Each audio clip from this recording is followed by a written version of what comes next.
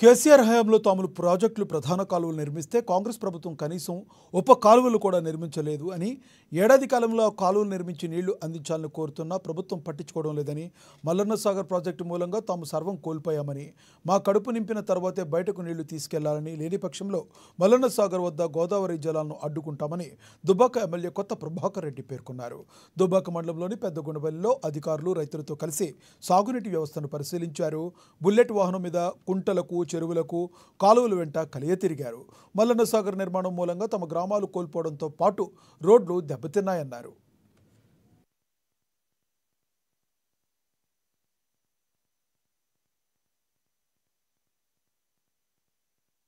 మా రైతులు ఊరుకోరు. ఫస్ట్ మా నియోజకవర్గానికి నీరు ఇచ్చినాకనే, సరిపోయన్ని సాగునీరు కానీ తాగునీరు కానీ ఇచ్చినాకనే అటు హైదరాబాద్ కావచ్చు, నల్గొండ కావచ్చు, ఇంకెక్కడైనా కావచ్చు. ఫస్ట్ దుబ్బాకలో మేము నష్టపోయినాం. కాలువల ద్వారా 1000 ఎకరాలు పోయినాయి, రోడ్లు పోయినాయి.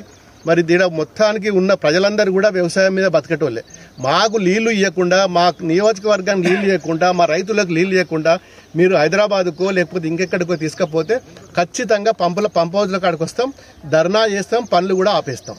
మీకు హెచ్చరిస్తున్నాం ఈరోజు. ఇది is the last and final. మాకు 15 రోజుల లోపల ఈ పనులు స్టార్ట్ కాకపోతే మొత్తం ప్రజలందరూ వచ్చి పంప్ హౌజ్ల కాడ పని ఆపేసేది గ్యారంటీ. ఇది ఎవరు చెప్పినా రైతులు ఆగే పరిస్థితిలో లేదు.